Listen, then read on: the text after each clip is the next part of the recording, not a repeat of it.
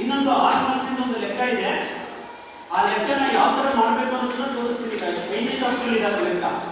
ಎಷ್ಟನೇ ಲೆಕ್ಕ? 3ನೇ ಲೆಕ್ಕ ನೋಡಿ. 6 ಮಾರ್ಕ್ಸಿಂದಲ್ಲಿ 5ನೇ ಚಾಪ್ಟರ್ ಸರಕಿನ ಮಾರುಕಟ್ಟೆ ಬೇಡಿಕೆ ರೇಖೆ ಮತ್ತು ಉದ್ಯಮ ಘಟಕಗಳು ಉತ್ಪಾದಿಸುವ ಸರಕಿನ ಒಟ್ಟು ಉತ್ಪಾದನಾ ವೆಚ್ಚವನ್ನ ಈ ಕೆಳಗಿನ ಅನುಸೂಚಿಯಲ್ಲಿ ನೀಡಲಾಗಿದೆ. ಈ ಅನುಸೂಚಿಯಲ್ಲಿನ ಮಾಹಿತಿಯನ್ನು ಆಧರಿಸಿ ಕೆಳಗಿನವುಗಳನ್ನು ಲೆಕ್ಕ ಹಾಕಿ ಅಂತ ಇದೆ ಅಲ್ವಾ? ಅಲ್ಲಿ ನಿಮಗೆ ಏನ್ ಕೊಟ್ಟಿದ್ದಾರೆ? ಪ್ರೈಸ್ ಕೊಟ್ಟಿದ್ದಾರೆ ಪಿ, ಇನ್ನೊಂದು ಕ್ಯೂ ಕೊಟ್ಟಿದ್ದಾರೆ ಪ್ರಮಾಣ ಅಲ್ವಾ? ಫಸ್ಟ್ ಪ್ರಮಾಣ ಕೊಟ್ಟಿದ್ದಾರೆ ಕ್ಯೂ, ಎರಡನೇದು ಬೆಲೆ ಪಿ ಕೊಟ್ಟಿದ್ದಾರೆ, ಮೂರನೇದು ಮತ್ತೆ ಪ್ರಮಾಣ ಕೊಟ್ಟಿದ್ದಾರೆ, ಜೊತೆಗೆ ವೆಚ್ಚ ಕೊಟ್ಟಿದ್ದಾರೆ ಅಲ್ವಾ? ಸೊ ಇಷ್ಟನ್ನ ಬಳಸ್ಕೊಂಡ್ಬಿಟ್ಟು ನಾವು ಕೆಲವೊಂದು ಪ್ರಶ್ನೆಗಳಿಗೆ ಉತ್ತರವನ್ನು ಕಂಡುಕೊಳ್ಬೇಕಾಗುತ್ತೆ. ಮೊದಲನೇದು ಯಾವುದಪ್ಪ ಅಂದ್ರೆ ಉಪ ಪ್ರಶ್ನೆ ಎ, ಎಂಆರ್ ಮತ್ತು ಎಂಸಿ ಅನುಸೂಚಿಗಳನ್ನು ಕಂಡುಹಿಡಿಯಿರಿ ಅಂತ ಇದೆ. ಎರಡನೇದು ಬಿ, ಯಾವ ಪ್ರಮಾಣದಲ್ಲಿ ಎಂಆರ್ ಮತ್ತು ಎಂಸಿಗಳು ಸಮವಾಗುತ್ತವೆ. ಮೂರನೇದು ಸಿ, ಉತ್ಪನ್ನದ ಸಮತೋಲನ ಪ್ರಮಾಣ ಮತ್ತು ಸರಕಿನ ಸಮತೋಲನ ಬೆಲೆಯನ್ನು ಕಂಡುಹಿಡಿಯಬೇಕು. ನಾಲ್ಕನೇದು ಸಮತೋಲನದಲ್ಲಿ ಒಟ್ಟು ಆದಾಯ, ಒಟ್ಟು ವೆಚ್ಚ ಮತ್ತು ಒಟ್ಟು ಲಾಭಗಳನ್ನು ಕಂಡುಹಿಡಿಯಬೇಕು ಅಲ್ವಾ? ಸೊ ಇಷ್ಟನ್ನ ಮಾಡಬೇಕಾಗುತ್ತೆ. ಈಗ ನಾವಲ್ಲಿ ಏನು ಅಡ್ಡ ಸಾಲನ್ನು ಕೊಟ್ಟಿದ್ದಾರೆ ಅದನ್ನ ಫಸ್ಟ್ ಕಂಬ ಸಾಲಲ್ಲಿ ಬರ್ಕೊಂಡ್ಬಿಡೋಣ. ಫಸ್ಟ್ ಯಾವ್ದನ್ನು ಕೊಟ್ಟಿದ್ದಾರೆ? ಪ್ರಮಾಣ ಅಲ್ವಾ?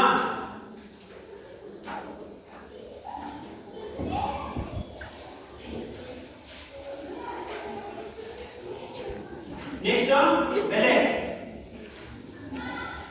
ಈಗ ಮಾಡಿಸ್ತೀನಿ, ಈಗ ಕರೆದು ಮತ್ತೆ ನೆಕ್ಸ್ಟ್ ಈಗ ನೋಡ್ಕೋಬೇಕು ಆಯ್ತಾ? ಈಸಿ ಇದೆ, ಕಷ್ಟ ಇಲ್ಲ. ಪಿ ಬೆಲೆ. ಸೊ ನೆಕ್ಸ್ಟ್ ಇಲ್ಲಿ ಬರ್ಕೊಂಡ್ಬಿಡೋಣ. ಕ್ಯೂ ಎಷ್ಟು ಕೊಟ್ಟಿದ್ದಾರೆ? 0 1 2 3 4 5 6 7 8 ಅಷ್ಟೇ. 1 2 3 ಹೇಳ್ತೀವಿ, ಅದನ್ನ ಹೇಳ್ತೀರಾ? ನೆಕ್ಸ್ಟ್ ಈಗ ಬೆಲೆ ಪ್ರೈಸ್ ಅನ್ನು ಕೊಟ್ಟಿದ್ದಾರೆ. 0 ಇದ್ದಾಗ 52 ಇದೆ, 1 ಇದ್ದಾಗ 44 36 31 26 22 19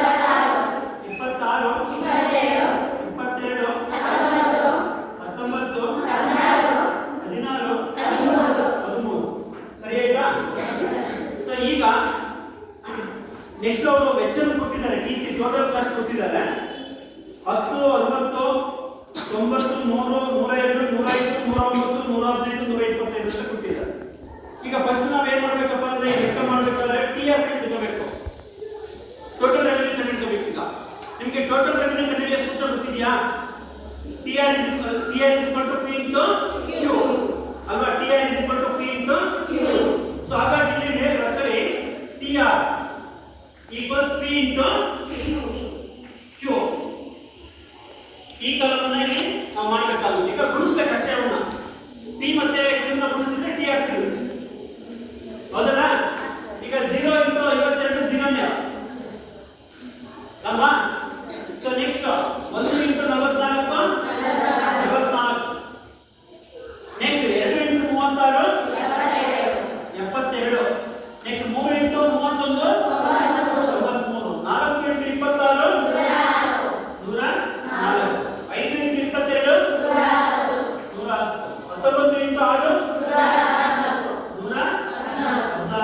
7 ಇಂಟು 16 112. ಓಕೆ 112. ನೆಕ್ಸ್ಟ್ 8 ಇಂಟು 13 104 ಅಲ್ವಾ? ಸೊ ನೆಕ್ಸ್ಟ್ ಈಗ ಅವರೇ ಕೊಟ್ಬಿಟ್ಟಿದ್ದಾರೆ ಟಿಸಿ ಕಲ್ತ್ಕೊಳ್ಬೇಕು. 10 60 90 100 102 105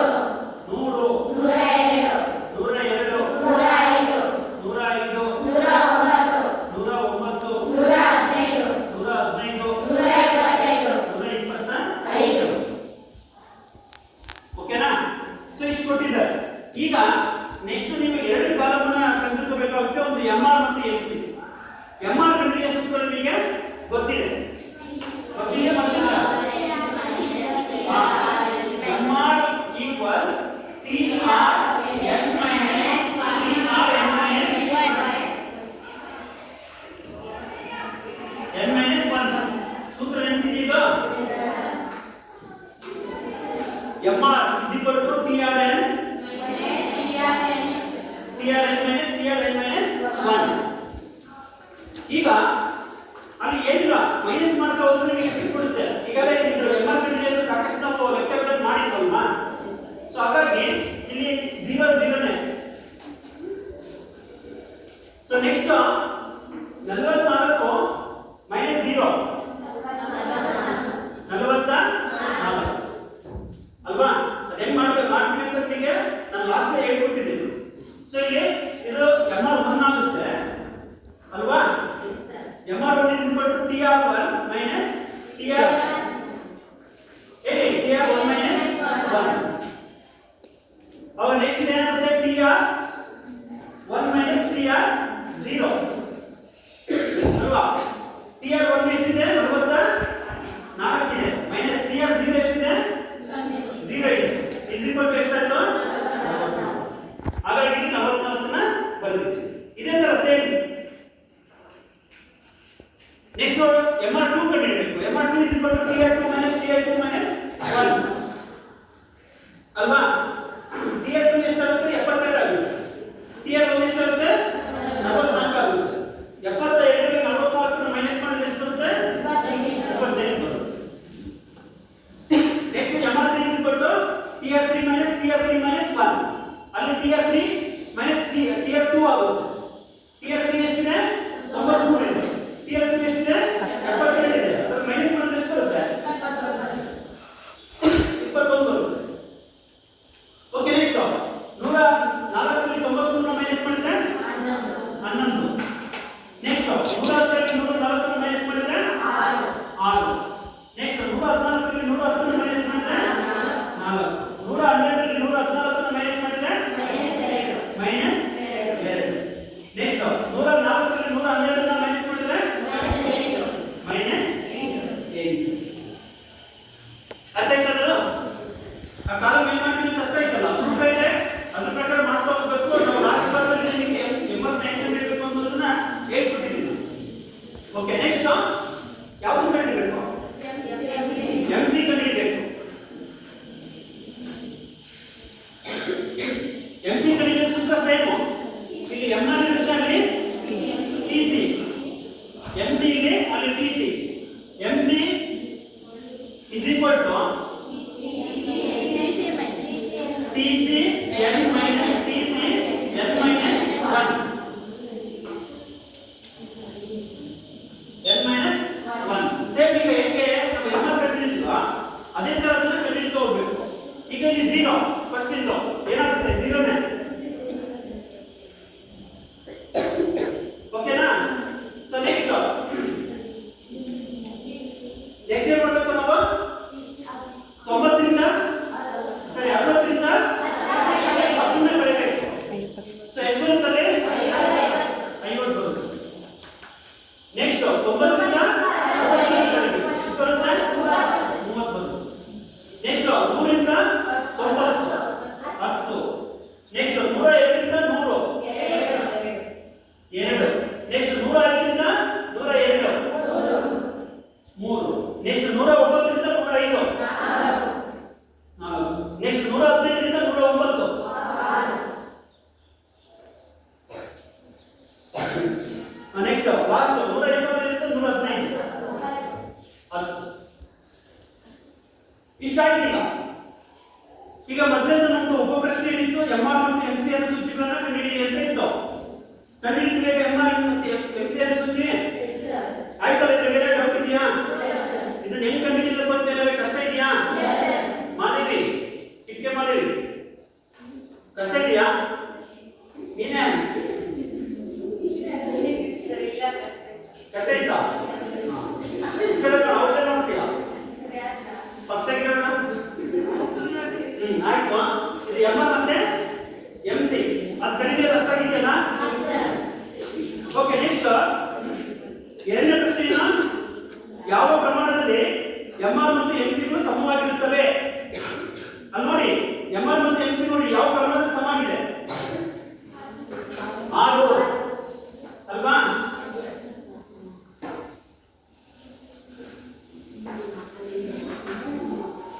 ಈ ತರ ಹಾಕಬೇಕು. ಅವಾಗ ಗೊತ್ತಾಗ್ತದೆ ನಿಮಗೆ. ನೋಡಿ 6 ಉತ್ಪನ್ನದ ಪ್ರಮಾಣ 6 ಇದ್ದಾಗ MR ಕೂಡ 4 ಇದೆ, MC ಕೂಡ 4 ಇದೆ. ಅದು ಬರೀಬೇಕು ಆನ್ಸರ್. ಏನು? ಉತ್ಪನ್ನದ ಪ್ರಮಾಣ 6 ಇದ್ದಾಗ MR ಮತ್ತು MC ಗಳು ಸಮವಾಗಿವೆ ಅಲ್ವಾ? ಎರಡನೇ ಪ್ರಶ್ನೆ ಕೇಳಿದಾರೆ, MR ಮತ್ತು MC ಗಳು ಯಾವ ಪ್ರಮಾಣದಲ್ಲಿ MR ಮತ್ತು MC ಗಳು ಸಮವಾಗಿರುತ್ತವೆ ಅಂತ ಕೇಳಿದ್ದಾರೆ. ಅದಕ್ಕೆ ಆನ್ಸರ್ ಉತ್ಪನ್ನದ ಪ್ರಮಾಣ 6 ಇದ್ದಾಗ MR ಮತ್ತು MC ಗಳು ಸಮವಾಗಿವೆ. ಹೌದಲ್ಲ? ಇದರಲ್ಲಿ ಏನೋ ಡೌಟ್ಸ್ ಇದೆಯಾ? ಇಲ್ಲ. ಆಮೇಲೆ ಮತ್ತೆ ಮಾರ್ಕೆಟಿಂಗ್ ಬಂದು ಹೇಳ್ಬೇಕು ಇದನ್ನ ನೀಟಾಗಿ. ಓಕೆನಾ? ನೆಕ್ಸ್ಟ್ ಮೂರನೇ ಪ್ರಶ್ನೆ ಏನಿದೆ? ಉತ್ಪನ್ನದ ಸಮತೋಲನ ಪ್ರಮಾಣ ಮತ್ತು ಸರಕಿನ ಸಮತೋಲನ ಬೆಲೆಯನ್ನು ಕಂಡುಹಿಡಿಯಿರಿ ಅಂತ ಇದೆ ಅಲ್ವಾ? ಈಗ ನೋಡಿ, ಉತ್ಪನ್ನದ ಸಮತೋಲನ ಪ್ರಮಾಣ ಎಷ್ಟು? 6. ಸಮತೋಲನ ಬೆಲೆ ಎಷ್ಟು? 19. ಎಲ್ಲಿ MR ಮತ್ತು MC ಗಳು ಸಮವಾಗಿರುತ್ತವೋ ಅಲ್ಲಿ ಸಮತೋಲನ ಪ್ರಮಾಣ ನಿರ್ಧಾರ ಆಗುತ್ತೆ, ಜೊತೆಗೆ ಅಲ್ಲಿ ಸಮತೋಲನ ಬೆಲೆ ಇರುತ್ತೆ. ಹಾಗಾಗಿ 6 ಸಮತೋಲನ ಪ್ರಮಾಣ ಮತ್ತೆ 19 ಸಮತೋಲನ ಬೆಲೆ. ಹಾಗೆ ನೆಕ್ಸ್ಟ್ ಸಮತೋಲನದಲ್ಲಿ ಒಟ್ಟು ಆದಾಯ, ಒಟ್ಟು ವೆಚ್ಚ ಮತ್ತು ಒಟ್ಟು ಲಾಭಗಳನ್ನು ಕಂಡುಹಿಡಿಯಿರಿ ಅಂತ ಇದೆ. ಸಮತೋಲನದ ಪ್ರಮಾಣ ಏನಿದೆ 6. ಈ ಸಮತೋಲನದಲ್ಲಿ ಒಟ್ಟು ಆದಾಯ ಎಷ್ಟಿದೆ? 114. ಒಟ್ಟು ಆದಾಯ = 114. ಒಟ್ಟು ವೆಚ್ಚ = 109 ಅಲ್ವಾ? ಈ ಒಟ್ಟು ಲಾಭ ಕಂಡುಹಿಡಿಯಬೇಕು. ಲಾಭ ಕಂಡುಹಿಡಿಯಬೇಕು ಅಂತ ಸೂತ್ರ ಇದೆಯಲ್ವಾ? ಏನು ಸೂತ್ರ ಇದೆ? Profit pi = TR - TC. TR ಎಷ್ಟಿದೆ? 114. TC ಎಷ್ಟಿದೆ? 109. ಎಷ್ಟಾಯ್ತು ಅಂದ್ರೆ ಲಾಭ? 5. ಲಾಭ = 5. ಇಷ್ಟು ಲೆಕ್ಕ ಮಾಡಿದ್ರೆ 6 ಮಾರ್ಕ್ಸ್ ಲೆಕ್ಕ. ಸರಿನಾ? ಇದೆಲ್ಲ ಅರ್ಥ ಆಗಿದೆಯಾ? ಚೈತ್ರ ಅರ್ಥ ಆಗಿದೆಯಲ್ಲ? ಬನ್ನಿ ಆ ಕ್ವಶನ್ ಇದ್ರೆ ನೀಟಾಗಿ ಹೇಳಿ ಅದನ್ನ ಆನ್ಸರ್ ಮಾಡಿ. ಅದನ್ನ ಕಳಿಸ್ಬೇಡಿ ಅಂತ ಎಕ್ಸ್ಪ್ಲೇನ್ ಮಾಡಿ.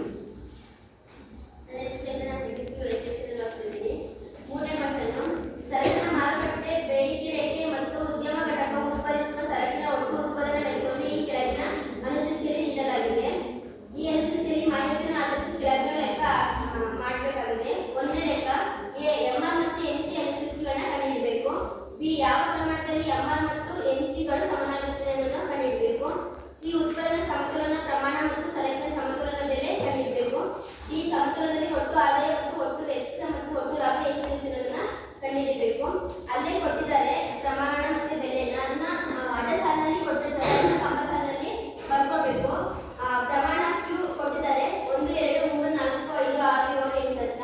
ಅದೇ ರೀತಿ ಬೆಲೆ P ಕೂಡ ಕೊಟ್ಟಿದ್ದಾರೆ 52 44 36 31 26 22 19 16 17 18 ಈಗ TR ನ ಕಂಡುಹಿಡಬೇಕು. ಅಲ್ಲೇ ಕೊಟ್ಟಿದ್ದಾರೆ TR ಸೂತ್ರ P × Q ಅಂತ.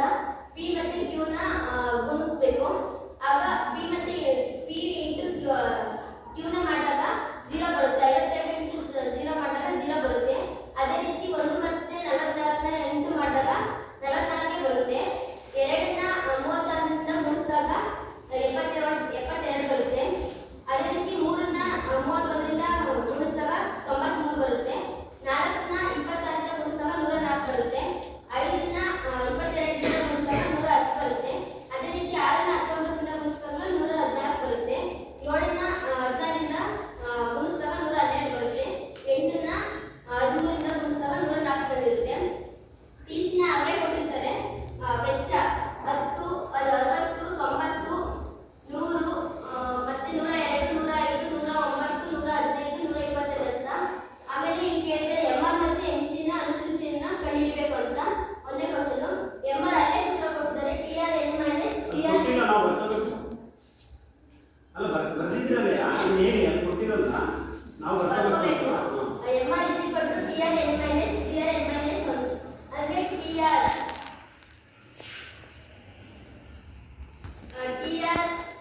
0 ಕ್ವಾಂಟಿಟಿ 0 ಇದ್ದಾಗ ಅದು 0 ಇರುತ್ತೆ. 0 ಇರುತ್ತೆ. ಅದೇ ರೀತಿ 44ನ್ನ 0 ಇಂದ ಮೈನಸ್ ಮಾಡಿದಾಗ 44 ಬರುತ್ತೆ. ಮೈನಸ್ ಮಾಡಿದಾಗ 72ನ 44ನ ಮೈನಸ್ ಮಾಡಿದಾಗ 28 ಬರುತ್ತೆ. 93ನ 72ನ ಮೈನಸ್ ಮಾಡಿದಾಗ 21 ಬರುತ್ತೆ. 104ನ 93ನ ಮೈನಸ್ ಮಾಡಿದಾಗ 11 ಬರುತ್ತೆ. 104ನ ಮೈನಸ್ ಮಾಡಿದಾಗ 106 ಬರುತ್ತೆ. 114ರಿಂದ 110ನ ಮೈನಸ್ ಮಾಡಿದಾಗ 4 ಬರುತ್ತೆ. 112ರಿಂದ 114ನ ಮೈನಸ್ ಮಾಡಿದಾಗ 2 ಬರುತ್ತೆ. 104ರಿಂದ 112ನ ಮೈನಸ್ ಮಾಡಿದಾಗ 8 ಬರುತ್ತೆ. ಮೈನಸ್ 0 ಅಲ್ಲ, ಮೈನಸ್ 0 ಮತ್ತೆ MC ನ ಕಂಡುಹಿಡಿಯಕ್ಕೆ ಹೇಳ್ತಾರೆ. MC ಸೂತ್ರ ನಾವು ಬರ್ಕೋಬೇಕು ಕೊಟ್ಟಿರಲ್ಲ. TCN - 1 TCN - ಮತ್ತೆ TCN - 1 ಅಂತ ಕೊಟ್ಟಿರೋದು ಬರ್ಕೋಬೇಕು. 0 TC ಹೋಗು. 0 ಇರುತ್ತೆ. ಕ್ವಾಂಟಿಟಿ 0 ಇದ್ದರೆ 0 ಇರುತ್ತೆ. ಆಮೇಲೆ ಅದನ್ನ ಮೈನಸ್ ಮಾಡಬೇಕು. 60ರಿಂದ 10ನ ಕಳೆದ್ರೆ 50 ಬರುತ್ತೆ. 90ರಿಂದ 60ನ ಕಳೆದಾಗ 30 ಬರುತ್ತೆ. 100ರಿಂದ 90ನ ಕಳೆದಾಗ 10 ಬರುತ್ತೆ. 102ರಿಂದ 100ನ ಕಳೆದಾಗ 2 ಬರುತ್ತೆ. 105ರಿಂದ 102ನ ಕಳೆದ್ರೆ 3 ಬರುತ್ತೆ. 109ರಿಂದ 105ನ ಕಳೆದಾಗ 4 ಬರುತ್ತೆ. 115ರಿಂದ 109ನ ಕಳೆದಾಗ 4 ಬರುತ್ತೆ. 125ರಿಂದ 115ನ ಕಳೆದಾಗ 6 ಬರುತ್ತೆ. 115ರಿಂದ 109ನ ಕಳೆದಾಗ 6 ಬರುತ್ತೆ. 125ರಿಂದ 115ನ ಕಳೆದಾಗ 10 ಬರುತ್ತೆ. ಇಲ್ಲಿ ಹೇಳಿದರೆ MR ಮತ್ತು MC ಅನುಸೂಚಿನ ಕಂಡುಹಿಡಿಯಬೇಕು. ಇದು ಕಂಡುಹಿಡಿತೀವಿ. MR ಮತ್ತೆ MC ನ ಕಂಡುಹಿಡಿತೀವಿ. ಮತ್ತೆ ಯಾವ ಪ್ರಮಾಣದಲ್ಲಿ MR ಮತ್ತು MC ಗಳು ಸಮನಾಗಿರುತ್ತವೆ ಅಂತ ಹೇಳಿದರೆ ಉತ್ಪನ್ನದ R ಪ್ರಮಾಣ ಇದ್ದಾಗ, ಅಂದ್ರೆ ಇಲ್ಲಿ ಉತ್ಪನ್ನದ ಪ್ರಮಾಣ ಆಗಿದ್ದಾಗ R ಇದ್ದಾಗ MR ಮತ್ತೆ MC ಗಳು 4 ಸಮ ಬರ್ತವೆ. R ಉತ್ಪನ್ನದ ಪ್ರಮಾಣ R ಇದ್ದಾಗ MR ಮತ್ತೆ MC ಸಮನಾಗಿರುತ್ತವೆ. ಮತ್ತೆ ಕೇಳಿದರೆ ಮೂರನೇ ಕ್ವಶ್ಚನ್, ಉತ್ಪನ್ನದ ಸಮತೋಲನ ಪ್ರಮಾಣ ಮತ್ತು ಸರಕಿನ ಸಮತೋಲನ ಬೇರೆ. ಉತ್ಪನ್ನ ಸಮತೋಲನ ಪ್ರಮಾಣ 6 ಯೂನಿಟ್ ಇದ್ದಾಗ ಯೂನಿಟ್ ಹಾಗೂ ಸಮತೋಲನ ಬೇರೆ 19. Q 6 ಇದ್ದಾಗ ಮತ್ತೆ P 19ದಾಗ ಸಮತೋಲನ ಪ್ರಮಾಣ 6, ಸಮತೋಲನ ಬೆಲೆ 19 ಇದ್ದಾಗ ಸಮವಾಗಿರುತ್ತೆ. ಈ ಸಮತೋಲನದಲ್ಲಿ ಒಟ್ಟು ಆದಾಯ, ಒಟ್ಟು ವೆಚ್ಚ ಮತ್ತು ಒಟ್ಟು ಲಾಭ. ಸಮತೋಲನದಲ್ಲಿ ಒಟ್ಟು ಆದಾಯ 114, ಮತ್ತೆ ಒಟ್ಟು ವೆಚ್ಚ TR = 114, ಮತ್ತೆ ಒಟ್ಟು ಆದಾಯ 114, ಒಟ್ಟು ವೆಚ್ಚ 109, TC = 109. ಆಮೇಲೆ ಈಗ ಲಾಭ, ಒಟ್ಟು ಲಾಭ TR - TC ಲಾಭ ಇಕ್ವಲ್ ಲಾಭ TR - TC. TR ಬಂದಿರೋದು 114, TC 109 ಬಂದಿದೆ. ಅವೆರಡು ಮೈನಸ್ ಮಾಡಿದಾಗ ಒಟ್ಟು ಲಾಭ 5. ನೆಕ್ಸ್ಟ್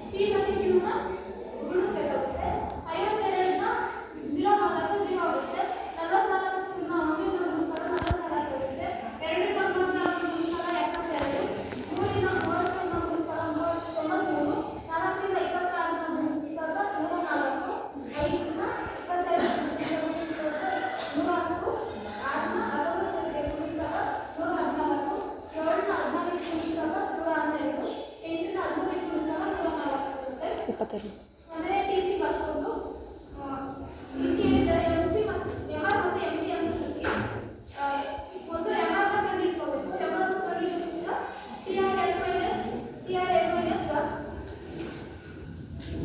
ಟಿಆರ್ ನ ಕಡಿಮೆ ಹೋಗಬೇಕು. ಇಲ್ಲಿ 0 ಪ್ರಮಾಣ 0 ಇರೋದ್ರಿಂದ 0 ಆಗುತ್ತೆ. 44 ನ 0 ಗೆ ಮೈನಸ್ ಮಾಡಿದಾಗ 44 ಬರುತ್ತೆ. ಮತ್ತೆ 72 ನ 44 ಇಂದ ಮೈನಸ್ 72 ನ 44 ಮೈನಸ್ ಮಾಡಿದಾಗ 28 ಆಗುತ್ತೆ. 72 ನ 93 ಇಂದ ಮೈನಸ್ ಮಾಡಿದಾಗ 93 ರಿಂದ 72 ಮೈನಸ್ 93 ರಿಂದ 72 ನ ಮೈನಸ್ ಮಾಡಿದಾಗ 21 ಆಗುತ್ತೆ. 104 ನ 93 ರಿಂದ ಮೈನಸ್ ಮಾಡಿದಾಗ 11. 110 ನ 104 ರಿಂದ ಮೈನಸ್ ಮಾಡಿದಾಗ 106. ಯಾರಿಂದ ಯಾರು ಮೈನಸ್ 114 ರಿಂದ 100 ಹೀಗೆ 112 ರಿಂದ 114 ಮೈನಸ್ ಮಾಡಿದಾಗ 4. 2 ಮೈನಸ್ 2. 104 ನ 112 ರಿಂದ ಮೈನಸ್ ಮಾಡಿದಾಗ ಮೈನಸ್ 8 ಇರುತ್ತೆ. ಆಮೇಲೆ ಎಂಸಿ ಕಂಡುಹಿಡಿಯೋದು ಸೂತ್ರ TCn ಮೈನಸ್ TCn ಮೈನಸ್ 1 ಪ್ರಮಾಣ 0 ಇರೋದ್ರಿಂದ 0 ಆಗುತ್ತೆ. ಇಲ್ಲಿ TC ಕೊಟ್ಟಿದ್ದಾರೆ. ಅದನ್ನ 10 ಮೈನಸ್ ಮಾಡಿದಾಗ 60 ರಿಂದ 10 ಮೈನಸ್ 60 60 ರಿಂದ 10 ಮೈನಸ್ ಮಾಡಿದಾಗ 50 ಬರುತ್ತೆ. 90 ರಿಂದ 60 ಮೈನಸ್ ಮಾಡಿದಾಗ 30. 30 ರಿಂದ 10 ಮೈನಸ್ ಮಾಡಿದಾಗ 90 ರಿಂದ 90 ಮೈನಸ್ ಮಾಡಿದಾಗ 10. 202 ರಿಂದ 100 ಮೈನಸ್ ಮಾಡಿದಾಗ 2. 105 ರಿಂದ 2 ಮೈನಸ್ ಮಾಡಿದಾಗ 103. 109 ರಿಂದ 5 ಮೈನಸ್ ಮಾಡಿದಾಗ 104. 115 ರಿಂದ 9 ಮೈನಸ್ ಮಾಡಿದಾಗ 6. 122 ರಿಂದ 115 ಮೈನಸ್ ಮಾಡಿದಾಗ 110 ಬರುತ್ತೆ. ಟಿಆರ್ ಕಂಡುಹಿಡಿಯುವುದರ ಮೂಲಕ ಎಂಆರ್ ಅನ್ನು ಕಂಡುಹಿಡಿಯಲಾಗಿದೆ. ಹಾಗೆ ಟಿಸಿ ಮೂಲಕ ಎಂಸಿ ಅನ್ನು ಕಂಡುಹಿಡಿಯಲಾಗಿದೆ. ಇಲ್ಲಿ ಎಂಆರ್ ಮತ್ತು ಎಂಸಿ ನ ಕಂಡುಹಿಡಿಯಲು ಹೇಳಿದ್ರು. ಎಂಆರ್ ಮತ್ತು ಎಂಸಿ ನ ಕಂಡುಹಿಡಿಯಲಾಗಿದೆ. ಯಾವ ಪ್ರಮಾಣದಲ್ಲಿ ಎಂಆರ್ ಮತ್ತು ಎಂಸಿಗಳು ಸಮವಾಗಿರುತ್ತದೆ ಅಂದರೆ ಯಾವ ಪ್ರಮಾಣದಲ್ಲಿ ಅಂದರೆ ಇಲ್ಲಿ 6ನೇ ಪ್ರಮಾಣದಲ್ಲಿ ಎಂಆರ್ ಮತ್ತು ಎಂಸಿ ಸಮವಾಗಿದೆ. ಸಮಾಕಲನ ಪ್ರಮಾಣ ಮತ್ತು ಸರಕಿನ ಸಮಾಕಲನ ಇದೆ. ಇಲ್ಲಿ ಉತ್ಪಾದನಾ ಪ್ರಮಾಣ 6 ಮತ್ತೆ ಸಮತೋಲನ ಬೆಲೆ 19 ಮತ್ತೆ ಸಮತೋಲನ ಒಟ್ಟು ವೆಚ್ಚ ಮತ್ತು ಒಟ್ಟು ಲಾಭ. ಸಮತೋಲನದ ಒಟ್ಟು ಆದಾಯ 114. ಸಮತೋಲನದ ಒಟ್ಟು ವೆಚ್ಚ 109 ಮತ್ತೆ ಸಮತೋಲನದ ಒಟ್ಟು ಲಾಭ ಕಂಡುಹಿಡಿಯೋಕೆ ಲಾಭ ಈಕ್ವಲ್ಸ್ ಟಿಆರ್ ಮೈನಸ್ ಟಿಸಿ. ಒಟ್ಟು ಆದಾಯ ಮತ್ತೆ ಒಟ್ಟು ವೆಚ್ಚನ ಮೈನಸ್ ಮಾಡಿದಾಗ 5 ಬರುತ್ತೆ. ಅದು ಒಟ್ಟು ಲಾಭ.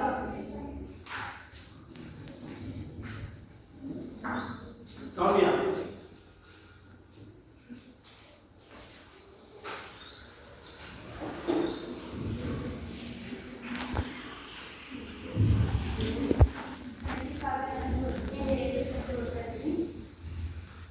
ಸರಕಿನ ಮಾರುಕಟ್ಟೆ ಬೇಡಿಕೆ ರೇಖೆ ಮತ್ತು ಉದ್ಯಮ ಘಟಕವು ಉತ್ಪಾದಿಸುವ ಸರಕಿನ ಒಟ್ಟು ಉತ್ಪಾದನಾ ವೆಚ್ಚವನ್ನು ಈ ಕೆಳಗಿನ ಅನುಸೂಚಿಯಲ್ಲಿ ನೀಡಲಾಗಿದೆ. ಈ ಅನುಸೂಚಿಯಲ್ಲಿ ಮಾಹಿತಿಯನ್ನು ಆಧರಿಸಿ ಕೆಳಗಿನವುಗಳನ್ನು ಲೆಕ್ಕ ಮಾಡಿಕೊಳ್ಳುತ್ತಿದ್ದಾರೆ.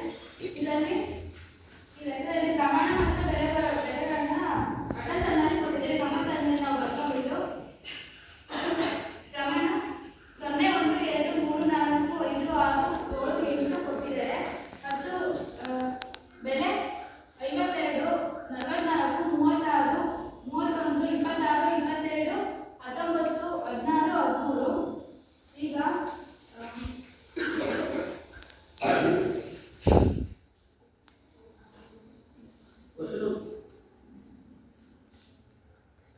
First TR TR P into Q. 0 into 52 0 ನೇ 0 into 52 0 ಬರುತ್ತೆ. 44 ನ 1 ರಿಂದ ಗುಣಿಸಿದ್ರೆ 44, 32 ನ 2 ರಿಂದ ಗುಣಿಸಿದ್ರೆ 72, 31 ನ 3 ರಿಂದ ಗುಣಿಸಿದ್ರೆ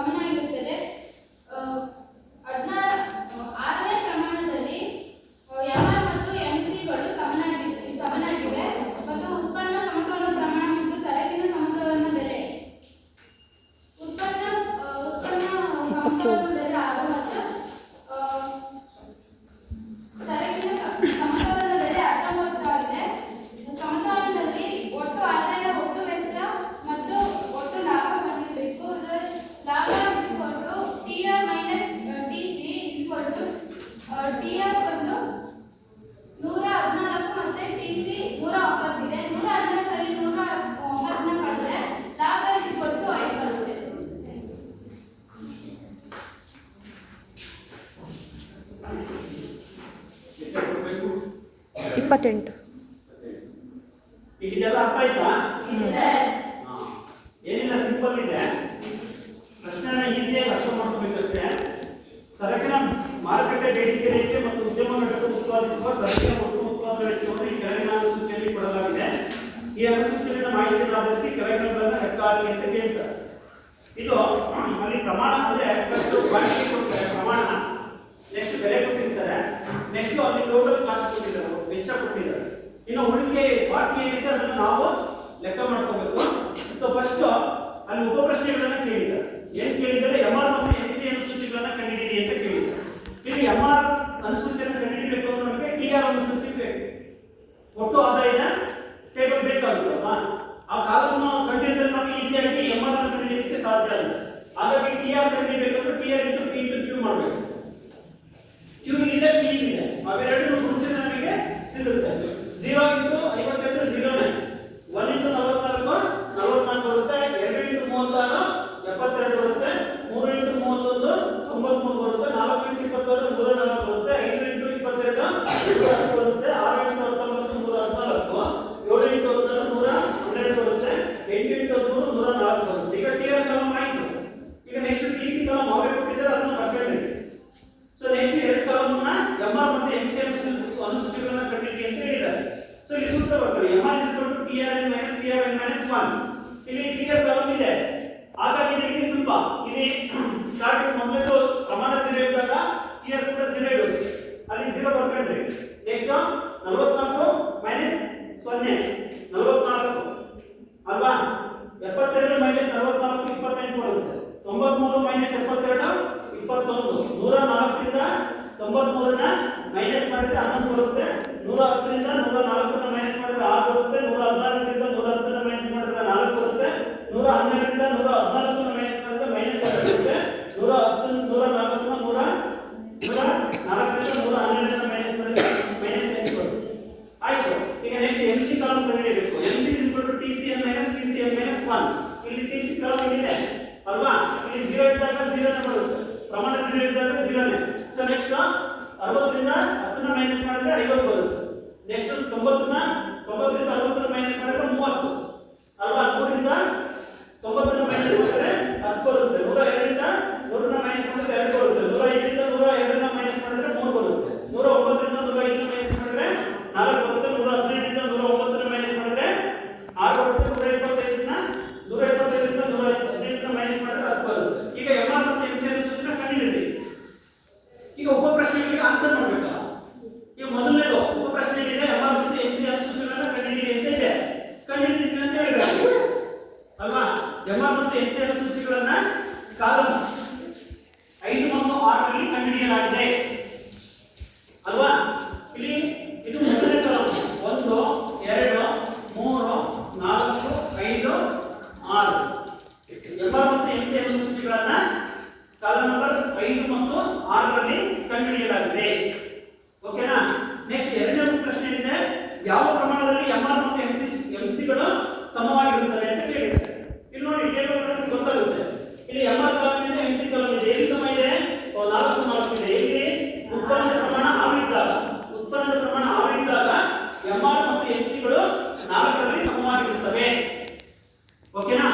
ನೆಕ್ಸ್ಟ್ ಪ್ರಶ್ನೆ ಏನು? ಉತ್ಪನ್ನದ ಸಮತೋಲನ ಪ್ರಮಾಣ ಮತ್ತು ಸರಕಿನ ಸಮತೋಲನ ಬೆಲೆ. ಉತ್ಪನ್ನದ ಸಮತೋಲನ ಪ್ರಮಾಣ 6, ಸರಕಿನ ಸಮತೋಲನ ಬೆಲೆ 19 ರೂಪಾಯಿ. ಓಕೆನಾ? ನೆಕ್ಸ್ಟ್ ಸಮತೋಲನದಲ್ಲಿ ಒಟ್ಟು ಆದಾಯ, ಒಟ್ಟು ವೆಚ್ಚ ಮತ್ತು ಲಾಭವನ್ನು ಕಂಡುಹಿಡಿಯಿರಿ ಅಂತ ಇದೆ. ಸಮತೋಲನದಲ್ಲಿ ಅಂದ್ರೆ 6 ಇದೆ ಸಮತೋಲನ ಪ್ರಮಾಣ. ಇಲ್ಲಿ ಒಟ್ಟು ಆದಾಯ ಎಷ್ಟಿದೆ? 114 ಅಲ್ವಾ? TR = 114, TC = 109. ಮತ್ತೆ ಲಾಭ ಕಂಡುಹಿಡಿಯಬೇಕು. ಲಾಭ TR - TC ಅಲ್ವಾ? Y = TR - TC ಅಂತ ಹೇಳ್ತೀವಿ. ಕೆಳಗೆ ಲಾಭ ಈಕ್ವಲ್ಸ್ TR - TC ಅಂತ ಬರ್ಕೊಂಡ್ಬಿಟ್ಟು TR ಎಷ್ಟಿದೆ? 114 ಇದೆ. TC ಎಷ್ಟಿದೆ? 109 ಇದೆ. 114 ಗೆ 109 ಮೈನಸ್ ಮಾಡಿದ್ರೆ 5 ಬರುತ್ತೆ. ಲಾಭ = 5. ಇಷ್ಟನ್ನು ಬರೆದ್ರೆ ನಿಮಗೆ ಎಷ್ಟು ಮಾರ್ಕ್ಸ್ ಸಿಗುತ್ತೆ? 6 ಮಾರ್ಕ್ಸ್ ಸಿಗುತ್ತೆ. ಓಕೆನಾ? Okay, thank you.